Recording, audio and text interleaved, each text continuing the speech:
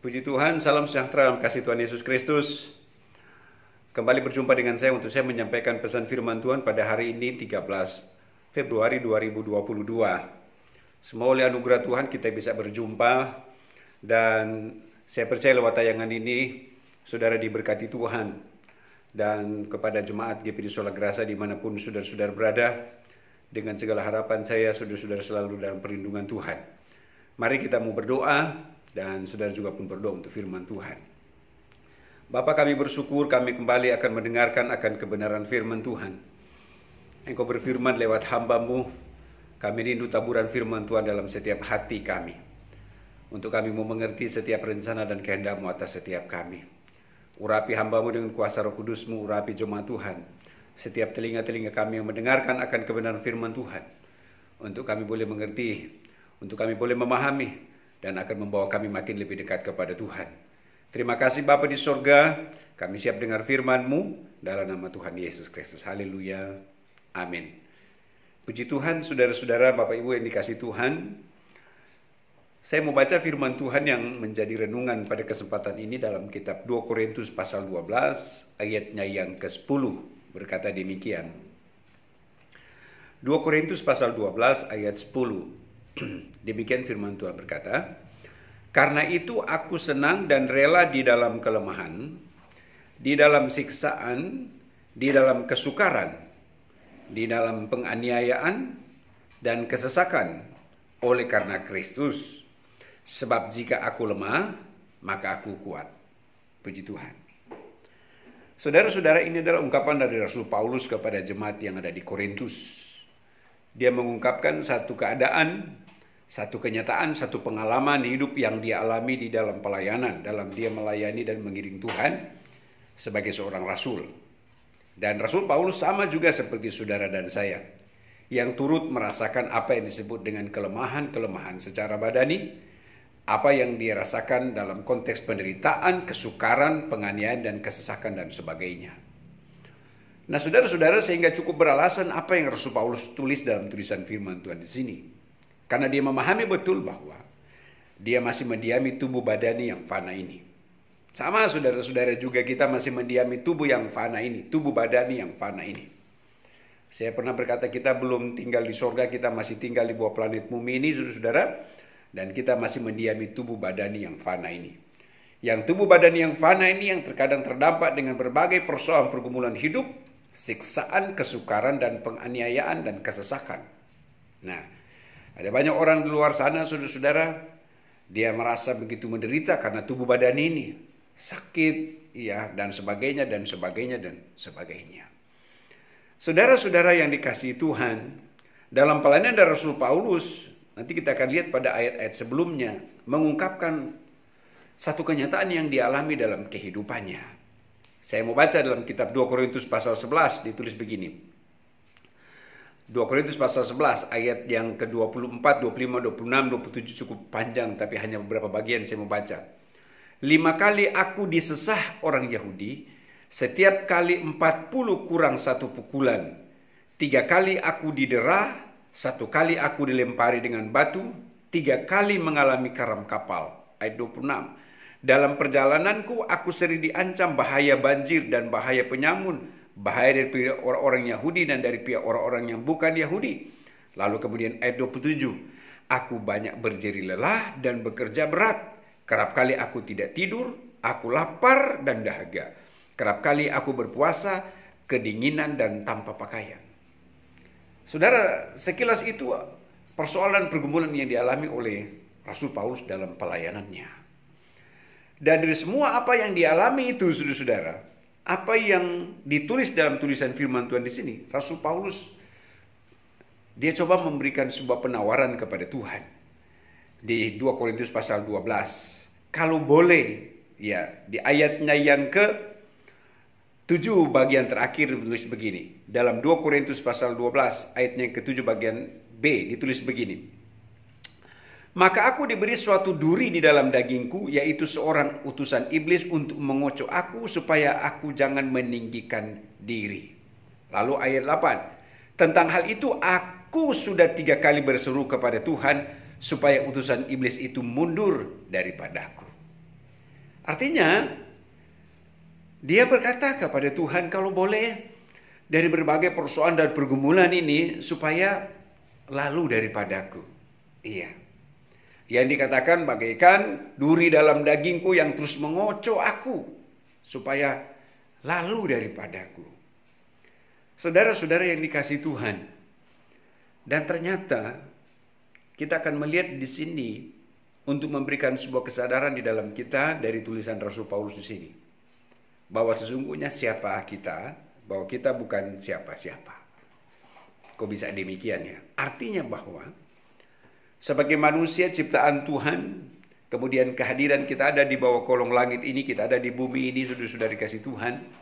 Dan kalau Tuhan izinkan kita mengalami kondisi-kondisi yang demikian seperti yang diungkapkan oleh Rasul Paulus di sini, ternyata agar supaya memberikan sebuah kesadaran di dalam kita.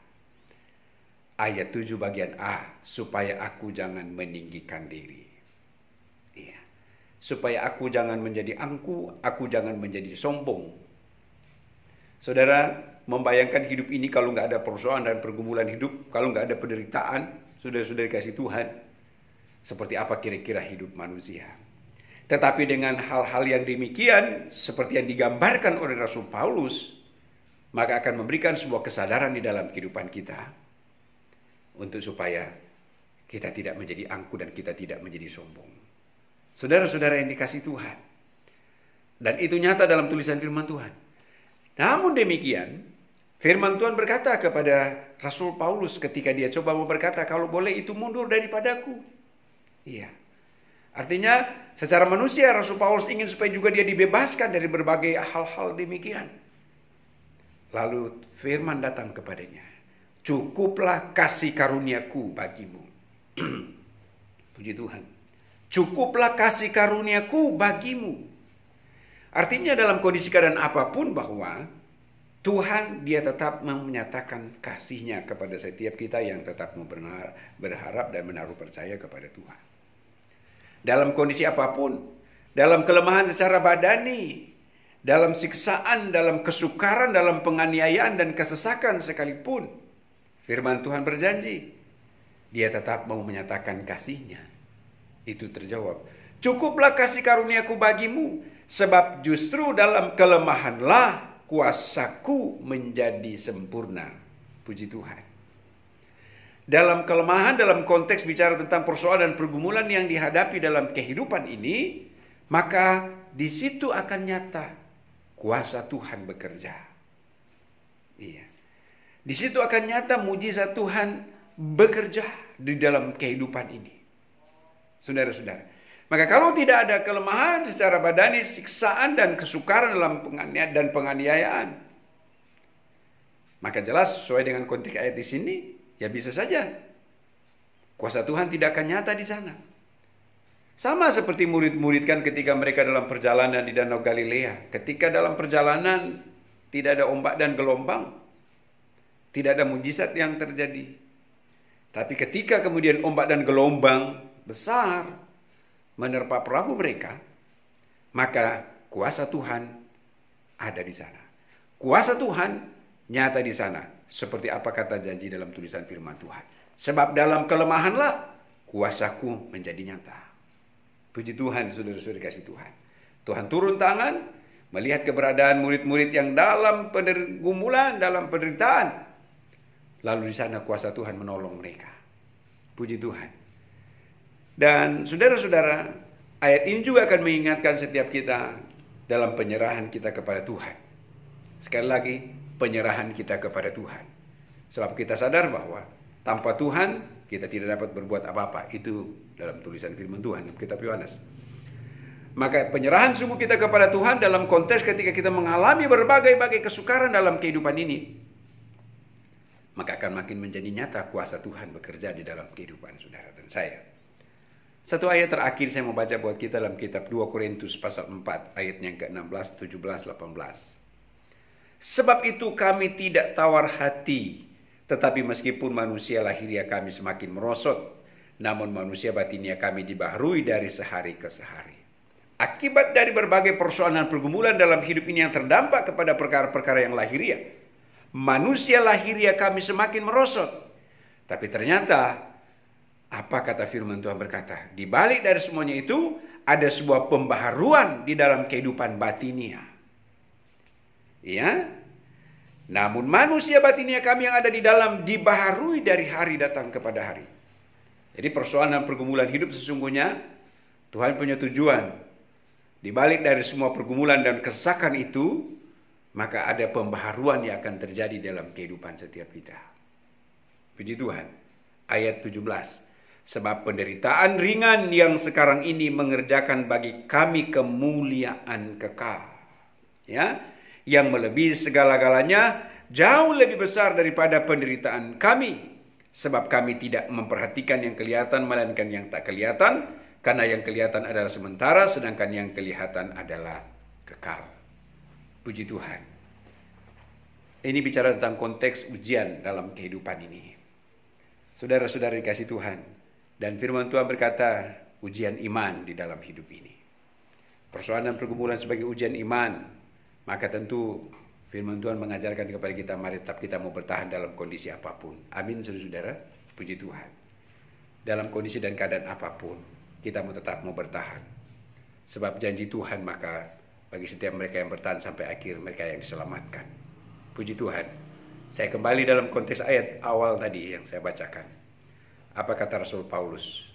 Karena itu aku senang dan rela dalam kelemahan, dalam siksaan, di dalam kesukaran, di dalam penganiayaan dan kesesakan oleh karena Kristus.